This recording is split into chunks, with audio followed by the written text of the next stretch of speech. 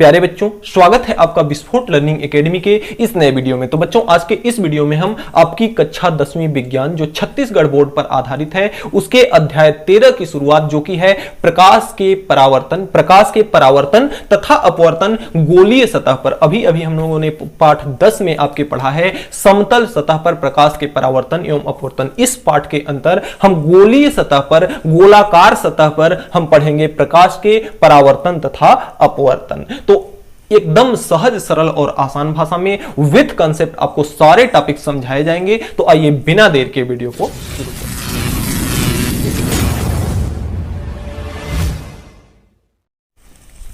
तो सबसे पहले बात आती है, देखिए हम लोगों ने पाठ 10 में बहुत कुछ सीखा है। प्रकाश से संबंधित परावर्तन अपवर्तन क्या होता है, ये सारी चीजें हमने अच्छे से विस्तृत पढ़ चुके हैं। इसमें सबसे पहला जो हमारा टॉपिक होगा, देखिए प्रकाश को बताने की कोई जरूरत नहीं है। प्रकाश को हमने अच्छे से एक्सप्लेन किया था पाठ 1 के पहले वीडियो में। अगर वो वीडियो नहीं देखा है आपने तो प्ले लिस्ट में जाकर के वो वीडियो देख लें ताकि आपको ये बेहतर से समझ में आ सके। तो सबसे पहले इस पाठ के अंतर्गत हम बात करेंगे गोलीय दर्पण की। तो गोलीय दर्पण क्या होता है, हमने पढ़ा है कि समतल दर्पण को हमने पढ़ा है कि समतल दर्पण एक सीधा सीधा होता था। उसके किसी एक भाग में अगर हम कलई कर देते थे, एक भाग में पॉलिश कर देते थे, तो उस प्रकार का बना दर्पण क्या कहलाता था, समतल दर्पण। अब देखिए गोलीय दर्पण क्या होता है। गोलीय दर्पण जैसे कि नाम से ही स्पष्ट है, कैसा होगा, गोला होगा। तो अगर एक आप खोखला गोला लेते हैं, क्या करते हैं, एक आप खोखला गोला इस प्रकार से लेते हैं और खोखले गोले को क्या करते हैं, काट देते हैं, यानी एक भाग इधर का क्या करते हैं, हटा देते हैं। तो ये इस प्रकार से एक खोखला गोला मिल जाएगा आपको।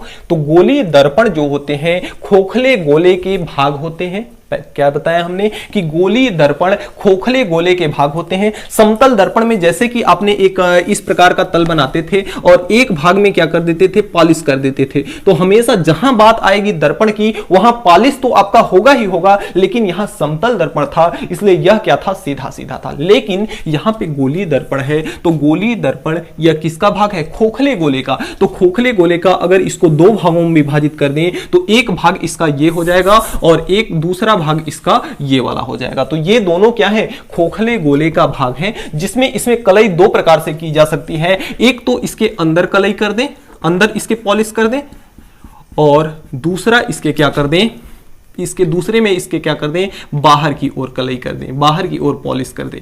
तो इस प्रकार का दर्पण क्या कहलाएगा, गोलीय दर्पण कहलाएगा। तो हम गोलीय दर्पण की परिभाषा क्या बनाएंगे कि गोलीय दर्पण किसी खोखले गोले के भाग होते हैं जिसमें पॉलिश या तो अंदर की तरफ की जाती है या तो पॉलिश क्या की जाती है, बाहर की तरफ की जाती है। और यह कितने प्रकार के होते हैं, यह दो प्रकार के होते हैं। यह कितने प्रकार के, दो प्रकार के होते हैं। नंबर 1 यह क्या है, उत्तल दर्पण, उत्तल दर्पण, और नंबर 2 क्या होता है, अवतल दर्पण, अवतल दर्पण। तो अगर उत्तल दर्पण और अवतल दर्पण को एकदम सहज सा अगर इसकी परिभाषा बनाए तो क्या होता है, क्या ये उत्तल दर्पण की सबसे पहले परिभाषा बनाते हैं। उत्तल दर्पण की परिभाषा क्या होती है, उत्तल दर्पण वे गोलीय दर्पण होते हैं। भाई उत्तल दर्पण भी क्या है, एक गोलीय दर्पण है, अवतल दर्पण भी क्या है, एक गोलीय दर्पण है। तो उत्तल दर्पण वे गोलीय दर्पण है जिनमें पॉलिश, देखिए यहां पे इसमें बाहर की तरफ क्या है, परावर्तक पृष्ठ है, परावर्तक सतह है, और अंदर की तरफ क्या है, पॉलिश सतह है, पॉलिश सतह है। और इसमें क्या है कि बाहर की तरफ आपका है पॉलिश सतह और अंदर की तरफ क्या है, परावर्तक सतह, परावर्तक सतह। तो अगर हम उत्तल दर्पण की परिभाषा बनाएं तो उत्तल दर्पण वे गोलीय दर्पण होते हैं जिनमें पॉलिश कहां किया जाता है, अंदर के भाग में पॉलिश किया जाता है, और बाहरी पृष्ठ क्या होता है, अंदर का पृष्ठ पॉलिश किया जाता है और बाहरी पृष्ठ क्या होता है, परावर्तक पृष्ठ होता है। वे दर्पण क्या कहलाते हैं, उत्तल दर्पण कहलाते हैं। दूसरा अवतल दर्पण की परिभाषा बनाएं तो अवतल दर्पण की परिभाषा वे गोलीय दर्पण जिसका परावर्तक पृष्ठ अंदर की ओर होता है और पॉलिश बाहर की तरफ किया जाए वह क्या कहलाता है, आपका सतह, वह क्या कहलाता है, अवतल दर्पण कहलाता है। इसकी दूसरी परिभाषा बना सकते हैं, देखिए वक्रित, ये कैसा भाग है, वक्रित यानी घुमा हुआ। तो जिस पर कलई वक्रित भाग पर क्या किया गया हो, पॉलिश किया गया हो, और अंदर का पृष्ठ क्या हो, परावर्तक पृष्ठ हो, वह क्या कहलाता है, आपका अवतल दर्पण कहलाता है। अब देखिए आइए इससे संबंधित हम कुछ परिभाषाओं को सीखेंगे, उसके बाद हम आगे के टॉपिक को कंटिन्यू करेंगे।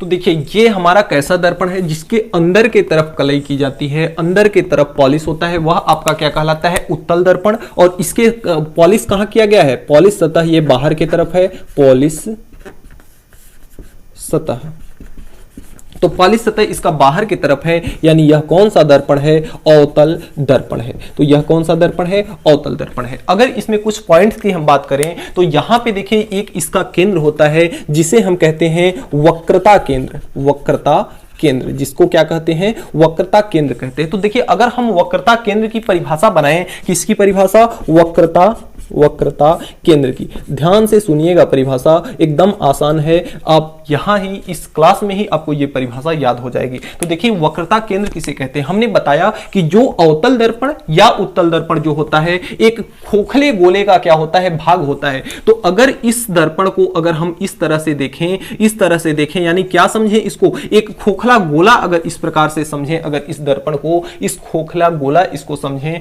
तो अब हम जानते हैं कि जो वृत्त होता है, जो गोला होता है, उसका कहीं ना कहीं एक केंद्र होता है। क्या होता है, केंद्र होता है। हम भाई प्रकार जब लगाते हैं तो इस बिंदु पर रख करके हम अपने प्रकार को घुमाते हैं, तो जो आकृति बनी होती है उसका जहां पे प्रकार की नोक होती है वह वृत्त का क्या कहलाता है, केंद्र कहलाता है। ठीक उसी प्रकार अगर यह एक गोला है, यह एक गोले का भाग है, तो उसका कहीं ना कहीं एक केंद्र होगा, और उस खोखले गोले के केंद्र को हम क्या कहते हैं, वक्रता केंद्र कहते हैं। अब आपको वक्रता केंद्र की परिभाषा बतानी है किसी को, तो कैसे बताएंगे आप, परिभाषा इस प्रकार से बताएंगे कि अवतल दर्पण या उत्तल दर्पण जिस खोखले गोले के भाग होते हैं, अवतल दर्पण या उत्तल दर्पण जिस खोखले गोले के भाग होते हैं, उस खोखले गोले की त्रिज्या, उस खोखले गोले का केंद्र क्या कहलाता है, सॉरी त्रिज्या नहीं केंद्र, उस खोखले गोले का केंद्र क्या कहलाता है, वक्रता केंद्र कहलाता है। फिर से एक बार कि अवतल दर्पण या उत्तल दर्पण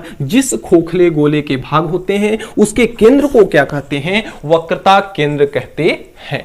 तो ये आपके वक्रता केंद्र की परिभाषा हुई। अब देखिए आता है एक द्वारक, क्या आता है, द्वारक। तो ये जो आपका दर्पण है, मान लेते हैं कि mn आपका दर्पण है, तो यहां पे द्वारक क्या कहलाएगा, mn क्या है, द्वारक है। तो हम दर्पण को हम क्या कहते हैं, द्वारक कहते हैं। जैसे उत्तल दर्पण या अवतल दर्पण की जो कुल लंबाई है वह क्या कहलाएगी, आपकी द्वारक कहलाएगी। अगला चीज आता है दर्पण का ध्रुव, क्या आता है, दर्पण का ध्रुव। तो देखिए दर्पण का ध्रुव किसे कहते हैं, ध्रुव किसे कहते हैं, जो दर्पण का द्वारक है, द्वारक क्या है, mn है, mn का जो मध्य बिंदु है, यानी n और m का जो मध्य बिंदु है यहां पर कहीं होगा, वह क्या कहलाता है, दर्पण का ध्रुव कहलाता है, और इसे p से प्रदर्शित करते हैं। तो ध्रुव की परिभाषा आप क्या बताएंगे कि जो द्वारक होता है, द्वारक किसे कहते हैं, यहां पे जो अवतल दर्पण या उत्तल दर्पण की जो कुल लंबाई है वह क्या कहलाती है, आपकी द्वारक कहलाती है। और द्वारक का जो मध्य बिंदु है, मिडिल पॉइंट जो है, वह क्या कहलाता है, आपका ध्रुव कहलाता है, और इसको कैपिटल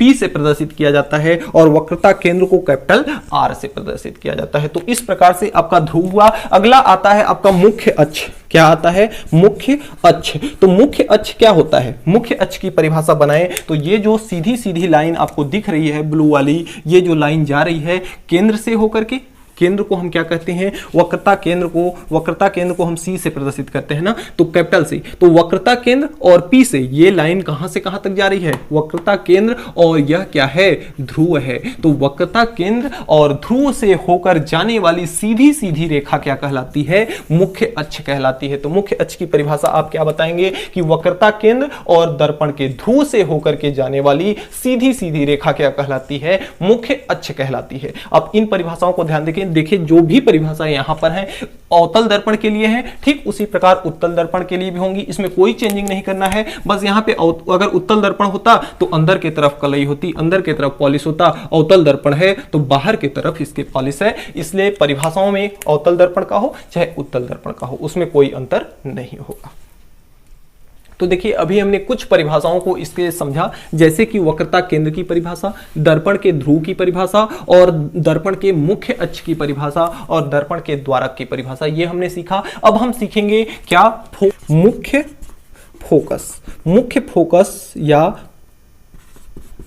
फोकस और फोकस दूरी के बारे में हम सीखेंगे। फोकस दूरी।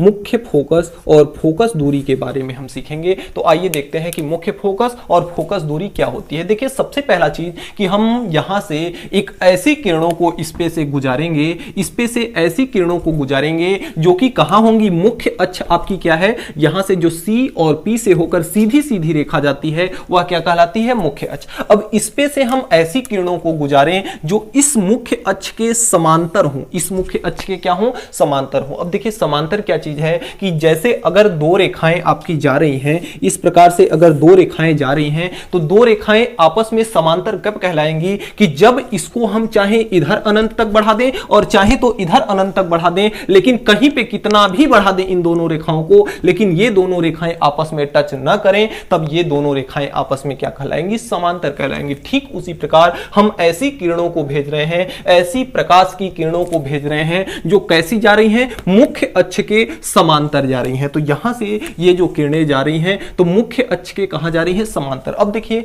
इसमें जो ये आपका कैसा दर्पण है, अवतल दर्पण है। तो अवतल दर्पण में बाहर की तरफ आपका पॉलिश किया गया है, इधर क्या है आपका पॉलिश सतह है। तो बाहर की तरफ आपका क्या किया गया है, पॉलिश किया गया है। अब पॉलिश किए जाने के कारण यह किरण इस तरफ से इस तरफ तो जा नहीं सकती क्योंकि उस साइड में क्या किया गया है, पॉलिश किया गया है। तो यह किरण क्या करेगी, यहां से इस किरण का परावर्तन हो जाएगा। हमने परावर्तन के बारे में पढ़ा है, यहां से इस किरण का परावर्तन हो जाएगा और यहां पे एक क्या बन जाएगा, एक यहां पे हमें बनाना पड़ेगा अभिलंब। क्या बनाना पड़ेगा, अभिलंब। तो यहां पे अगर हम अभिलंब बनाएं तो जो किरण जितने अंश पर आई है उतना ही अंश पे क्या करेगी, वापस चली जाएगी। थोड़ा सा लाइन टेढ़ी बन रही है, आप लोग जब कॉपी में बनाएंगे तो सीधी लाइन बनाएंगे। तो यहां से देखिए पहले ये किरण आ रही है यानी आपतित किरण है और ये इस बिंदु पर टकरा रही है यानी आपतन बिंदु है। और आपतन बिंदु पर अगर 90 डिग्री की लाइन खींच दें,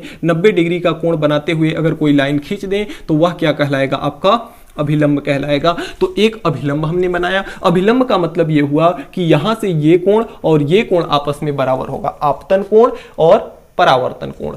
ये कोण आई है और ये वाला कोण आर है। तो यहां से परावर्तन के पश्चात यह किरण उसी कोण पर, जितने कोण पर आई है उतने ही कोण पर वापस चली जाएगी। अब अगर दूसरी किरण यहां से हम गुजार दें, दूसरी किरण अगर यहां से हम गुजारें, मान लेते हैं कि नीचे से हम गुजार रहे हैं, तो यहां से अगर हम दूसरी किरण गुजारते हैं, यहां से कोई किरण जाती है, ये आपतित किरण है। अब इस बिंदु पर हमें चाहिए अभिलंब, तो इस बिंदु पर हम 90 डिग्री का अगर कोई रेखा खींचे तो यह क्या कहलाएगी, इसकी अभिलंब कहलाएगी। अब यह किरण जितने कोण पे आई है उतने ही कोण पर परावर्तन के पश्चात वापस लौट जाएगी क्योंकि इस साइड में तो जा नहीं सकती क्योंकि क्या है, पॉलिश है। तो यह किरण उतने ही कोण पे, जितने कोण पर आई है उतने ही कोण पे क्या करेगी, वापस चली जाएगी। तो ये किरण इस तरह से जाएगी। तो एक परावर्तित किरण ये हुई और एक परावर्तित किरण ये हुई। तो यहां से ये किरणें परावर्तित किरणें जहां पे जिस बिंदु पर मिल रही हैं वही क्या कहलाता है, मुख्य फोकस, या इसे हम कहते हैं फोकस बिंदु। फोकस बिंदु, तो मुख्य फोकस या फोकस बिंदु कहते हैं। अब मुख्य फोकस और फोकस बिंदु की अगर हम परिभाषा बनाएं तो कैसे बताएंगे मुख्य फोकस और फोकस बिंदु की परिभाषा, कि यहां से ये कैसी किरणें हैं, मुख्य अक्ष के समांतर। तो मुख्य अक्ष के समांतर आने वाली प्रकाश की किरणें अवतल दर्पण में परावर्तन के पश्चात जिस बिंदु पर मिलती हैं वह उसकी क्या कहलाती है, फोकस दूरी। देखिए ये परावर्तित किरणें हैं और कहां से आ रही हैं, मुख्य अक्ष के समांतर। तो मुख्य अक्ष के समांतर आने वाली प्रकाश की किरणें परावर्तन के पश्चात परावर्तित किरणें जिस बिंदु पर, दर्पण के जिस बिंदु पर आपस में मिलती हैं या मिलती हुई प्रतीत होती हैं वह क्या कहलाता है, दर्पण की फोकस दूरी कहलाती है। जैसे अगर एक छोटा सा मैं यहां पे बनाऊं उत्तल दर्पण, तो उत्तल दर्पण में देखिए जो कलई की गई होती है वह अंदर की तरफ की गई होती है। तो अंदर की तरफ इसमें क्या होता है, कलई किया गया होता है, पॉलिश किया गया होता है और ये आपका मुख्य अक्ष है और इसमें यहाँ पे क्या होता है, सी होता है और ये आपका क्या होता है, पी होता है। तो देखिए इसमें इधर से तो किरणें आ नहीं सकती क्योंकि इधर से पॉलिश किया गया हो है, तो इधर से कैसे किरणें आएंगी, इस प्रकार से किरणें आएंगी, इस तरह से आएंगी। और यहाँ पे अगर हम अभिलंब बना दें तो ये किरण ऐसे चली जाएगी। अगर इधर से समांतर आती है किरण तो यहाँ पे अगर हम अभिलंब बना दें तो ये किरण ऐसे चली जाएगी। तो इन किरणों को, ये किरण जो जा रही है इन किरणों को अगर हम आपस में इस प्रकार से, ये तो किरणें आपस में मिलेंगी नहीं क्योंकि एक की दिशा इधर है और दूसरे की दिशा किधर है, आगे तरफ है, तो ये दोनों किरणें तो मिलेंगी नहीं आपस में, तो इनको हमें जबरदस्ती मिलाना पड़ेगा। तो ये किरण यहां पे आएगी और इस किरण को मिलाया जाए तो यहां पे मिलेगी, और ये किरण मिलती हुई प्रतीत हो रही है, ये मिल नहीं रही है क्योंकि इसको जबरदस्ती मिलाया जा रहा है, तो ये मिलती हुई प्रतीत हो रही है। तो यहां से इसकी फोकस दूरी जो है वह यह है, मुख्य फोकस, फोकस दूरी नहीं, फोकस, मुख्य फोकस। मुख्य फोकस को हम किससे प्रदर्शित करते हैं? कैपिटल एफ से प्रदर्शित करते हैं। मुख्य फोकस को किससे प्रदर्शित करते हैं? कैपिटल एफ से प्रदर्शित करते हैं। तो मुख्य फोकस मुख्य अक्ष के समांतर, मुख्य अक्ष के समांतर, ये भी कैसी किरणें हैं? मुख्य अक्ष के समांतर आने वाली किरणें परावर्तन के पश्चात, परावर्तन के पश्चात यहां से इसका क्या हुआ है? परावर्तन। तो परावर्तन के पश्चात जिस बिंदु पर मिलती हैं या मिलती हुई प्रतीत होती हैं वह क्या कहलाता है? मुख्य फोकस या फोकस बिंदु कहलाता है। अब अगला परिभाषा आता है आपका फोकस दूरी का। तो फोकस दूरी का क्या परिभाषा बनाएंगे? ये आपका रहा क्या? मुख्य फोकस, कैपिटल एफ, मुख्य फोकस। तो ये आपका मुख्य फोकस रहा। फोकस दूरी, अब देखिए फोकस दूरी को हम स्मॉल एफ से, इसको हम कैपिटल एफ से प्रदर्शित करते हैं। इससे प्रदर्शित करते हैं मुख्य फोकस को कैपिटल एफ से, और फोकस दूरी को स्मॉल एफ से प्रदर्शित करते हैं। और फोकस दूरी क्या चीज होती है कि दर्पण के ध्रुव से मुख्य फोकस के बीच की दूरी, दर्पण के ध्रुव से मुख्य फोकस के बीच की दूरी या फोकस बिंदु के बीच की दूरी, यानी कि यहां से ये वाली दूरी, यहां से ये वाली दूरी क्या कहलाती है? फोकस दूरी कहलाती है। तो दर्पण के ध्रुव से मुख्य फोकस की दूरी, मुख्य फोकस की या फोकस बिंदु की दूरी क्या कहलाती है? फोकस दूरी कहलाती है। अगला चीज आता है आपका वक्रता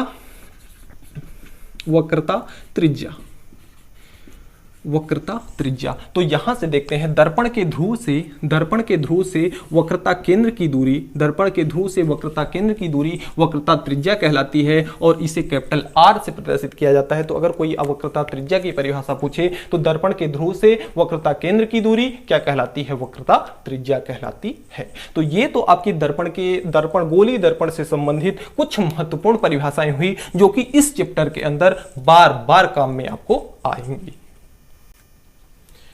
तो प्यारे बच्चों, आज के वीडियो में इतना ही। हमें उम्मीद है कि आज हमने जो भी पढ़ा आपको अच्छे से समझ में आया होगा। फिर भी किसी भी प्रकार का अगर कोई डाउट है तो आप नीचे कमेंट बॉक्स में कमेंट करके हमें जरूर बताएंगे, आपकी प्रॉब्लम को सॉल्व किया जाएगा। और आपने अभी तक हमारे चैनल को सब्सक्राइब नहीं किया है, चैनल पर नए हैं, मेरा पढ़ाया हुआ अगर आपको समझ में आता है तो चैनल को सब्सक्राइब करके बेल आइकन को प्रेस जरूर कर लीजिएगा, ताकि मेरी अगली आने वाली वीडियो की नोटिफिकेशन सबसे पहले आप तक पहुंच सके। तो मिलते हैं नेक्स्ट वीडियो में नेक्स्ट टॉपिक के साथ नेक्स्ट डे। तब तक के लिए गुड बाय।